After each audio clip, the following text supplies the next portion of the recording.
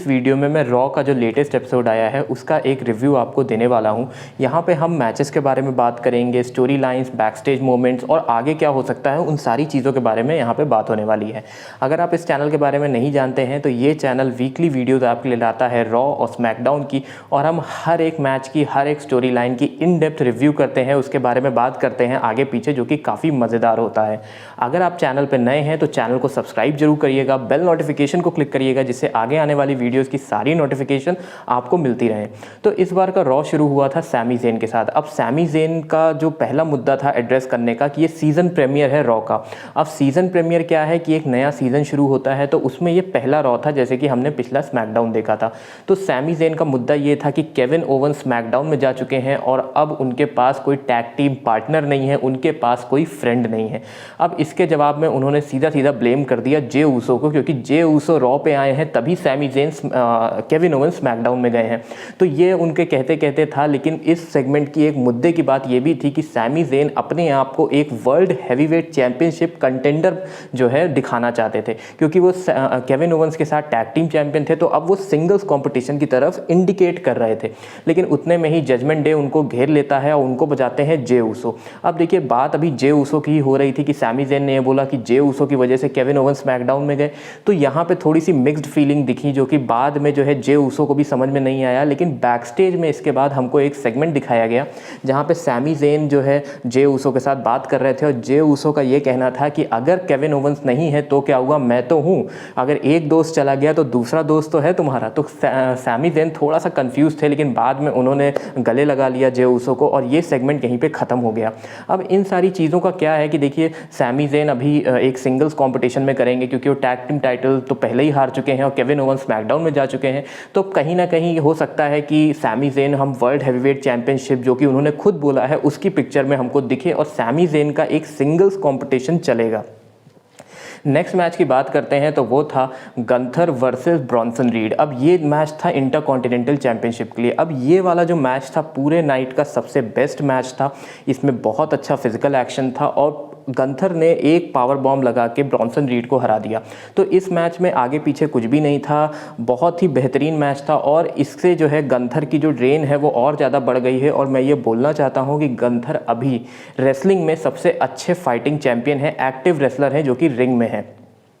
Next match की बात करते हैं तो वो था एक प्रोमो, जो कि था सेथ रॉलिंस का और ड्रू मैकिंटायर का। अब इस प्रोमो में बहुत कुछ था।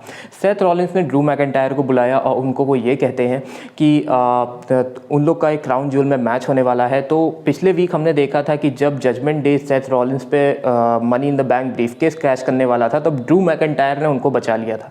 लेकिन इस बार सेथ रॉलिंस ने पिछले वीक ही ड्रू मैकिंटायर की रिया रिप्ली के साथ बात करते हुए एक फ़ोटो, एक वीडियो, एक फ्रेम दिखाया, जिसके बाद सेथ रॉलिंस ने जो है ड्रू मैकिंटायर से पूछा कि क्या आप जजमेंट डे के साथ इन्वॉल्व हैं।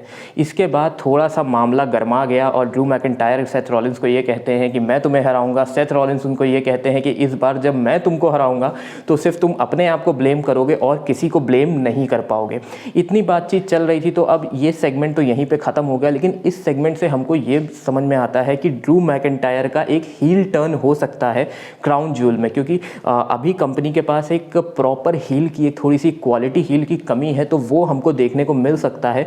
और दूसरी तरफ हमको ये भी देखने को मिल सकता है कि अगर Seth Rollins world heavyweight champion Drew McIntyre के खिलाफ हार जाते हैं क्राउन ज्वेल में, तो अब अगले कुछ महीनों तक सेथ रॉलिंस जो है उसी वर्ल्ड हैवीवेट चैंपियनशिप को चेस करेंगे, जो कि अब थोड़ा सा एक नया फ्रेश स्टार्ट होगा एक टॉप ऑफ द लाइन के लिए, जो कि काफ़ी दिनों से स्टैग्नेंट है, चाहे वो शिंसुके नाकामुरा के बाद हो और चाहे वो एजे स्टाइल्स और सेथ रॉलिंस का मैच हो, जो कि नाइट ऑफ चैंपियंस में हुआ था, जब सेथ रॉलिंस जो है वर्ल्ड हैवीवेट चैंपियन बने थे।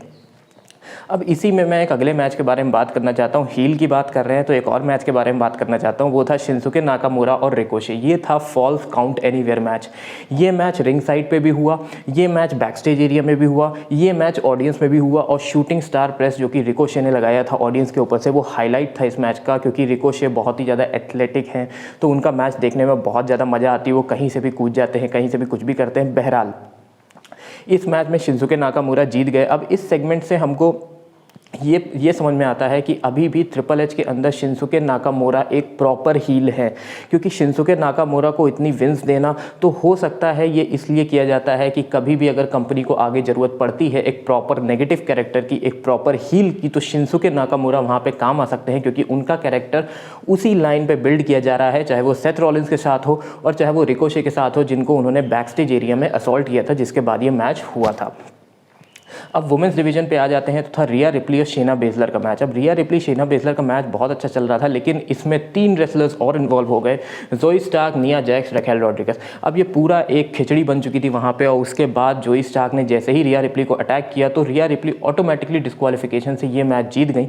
अब बैक स्टेज एरिया में माइक पियर्स ने रिया रिप्ली को ये बताया है कि क्राउन ज्वेल में फेटल 5-वे मैच होगा वुमेंस चैंपियनशिप के लिए, रिया रिप्ली, निया जैक्स, रैकेल रॉड्रिगस, जोई स्टार्क और शेना बेजलर। तो ये सुनने के बाद थोड़ा सा जो है रिया रिप्ली ऑफ कोर्स थोड़ा सा बोरासी गई, लेकिन फिर उसके बाद जो है इस सेगमेंट से हमको ये देखने को मिलता है कि ट्रिपल एच की रजीम के अंदर, रॉ की क्रिएटिव टीम के अंदर इस सेगमेंट का सिर्फ एक ही मतलब था कि बहुत सारे सुपरस्टार्स को एक साथ उन्होंने ऑडियंस से इंट्रोड्यूस करवाया है, जो कि बहुत टाइम से ज़रूरत थी, बहुत टाइम से मोनोटोनस था। रिया रिप्ली ने कई टाइम से कितनी बार ही अपनी चैंपियनशिप डिफेंड करी है वो भी हमने देखी है। तो एक साथ 5 रेसलर्स को लाना सिर्फ एक मकसद है कि बहुत सारे टैलेंट को ऑडियंस के साथ इंट्रोड्यूस कराना और कुछ थोड़ा सा अलग करना वुमेंस डिवीजन में, जो कि बहुत अच्छी बात है।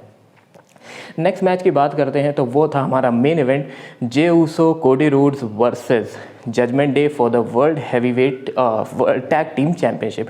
अब देखिए इस मैच में बहुत कुछ है, अगर आप यहाँ तक वीडियो देख रहे हैं तो इस मैच में सबसे ज़्यादा इंटरेस्टिंग चीज़ें हुई हैं। तो सबसे पहले तो एक इन्वॉल्वमेंट हुआ डोमिनिक मिस्टीरियो का मैच के बीच में, जिसको आके सैमी ज़ेन ने न्यूट्रलाइज़ करने की कोशिश करी, लेकिन फिर उनको भी डेमियन प्रीस्ट ने मार दिया और पूरा मैच बढ़िया चल रहा था। लेकिन ट्विस्ट तब आया जब डेमियन प्रीस्ट ने कोडी रोड्स को टेबल के ऊपर पटक दिया, और उसके बाद जैसे ही जे ऊसो जो है कुछ एक अपना फिनिशर लगाने जा रहे थे, उनको आके सुपर किक लगा दी जिमी ऊसो ने। जी हाँ, वही जिमी ऊसो जो कि उनके ट्विन ब्रदर हैं, वही जिमी ऊसो जो कि ब्लड लाइन में स्मैकडाउन का पार्ट है। तो इसके बाद हमको नए टैग टीम चैंपियन मिल चुके थे, फिन बैलर और डेमियन प्रीस्ट। अब इस सेगमेंट के बाद देखिए, इस सेगमेंट से हमको बहुत कुछ जानने को समझने को मिला है। पहली चीज़ ये कि अगर आपने मेरा पिछला स्मैकडाउन का रिव्यू देखा होगा, जिसका लिंक मैं ऊपर आई बटन पे ऐड कर रहा हूँ, तो उसमें क्या कहते हैं, जब कोडी रोड्स और रोमन रेंस आमने सामने आए थे, जब कोडी रोड्स और जे ऊसो अपना मैच खत्म करके आ रहे थे, तो ब्लड लाइन भी आ गई थी। तो वहाँ पर जब ये लोग आमने सामने आए थे तो रोमन रेंस ने जिमी ऊसो से ये बोला था कि तुम जो है ये बिज़नेस हैंडल करोगे, और जिमी ऊसो ने बोला था हाँ मैं इनको हैंडल कर लूँगा। यानी जे ऊसो कोडी रोड्स को, और रॉ पे उन्होंने एकदम यही किया जब उन्होंने उनको टैग टीम चैंपियनशिप हरवा दी। तो अब जो है यहाँ से स्टोरी लाइन काफ़ी ज़्यादा इंटरेस्टिंग हो सकती है, क्योंकि आने वाले रेसलमेनिया 40 में हमको ये देखने को मिल सकता है Jimmy Uso versus Jey Uso, क्योंकि ये स्टोरी लाइन बहुत टाइम से चली आ रही है। जिमी ऊसो बार बार जे ऊसो के बिजनेस में इन्वॉल्व हो रहे हैं एज अ हील, क्योंकि बहुत बड़ा मैच होगा। और दूसरा जो हमको दिख सकता है वो है कोडी रोड्स का फिर से एक मैच। मैंने अपनी पिछली वीडियो में भी बोला था कोडी रोड्स वर्सेस रोमन रेंस हो सकता है रेसलमेनिया 40 में हमको देखने को मिले, क्योंकि ये जो इवेंट्स हैं, जिमी ऊसो का कोडी रोड्स और जे ऊसो के मैच में इन्वॉल्व होना कहीं ना कहीं जो है कोडी रोड्स को ब्लड लाइन के साथ इन्वॉल्व करता है, और कहीं ना कहीं हमको ये मैच फिर से देखने को मिल सकता है। तो ये हमारा पूरा का पूरा रॉ था, उम्मीद है आपको पसंद आया होगा। तो इस रॉ में जो है बहुत कुछ था, चाहे वो फेटल 5-वे मैच में टैलेंट इंट्रोड्यूस हो, चाहे वो ये कहते हमको जिमी ऊसो का इन्वॉल्वमेंट देखने को मिला। तो इस मैच में कुछ ऐसा था जो आगे आने वाले कई वीक्स के लिए पूरी स्टोरी लाइन को सेटअप करता है, और आगे कहीं ना कहीं हमको रेसलमेनिया की भी शुरुआत यहाँ से दिखती है। तो आगे आने वाले क्राउन ज्वेल जो पेपर व्यू, उसमें देखना होगा क्या होता है। मैं आपसे मिलता हूँ नेक्स्ट वीडियो में, तब तक के लिए goodbye, take care and I will see you all soon.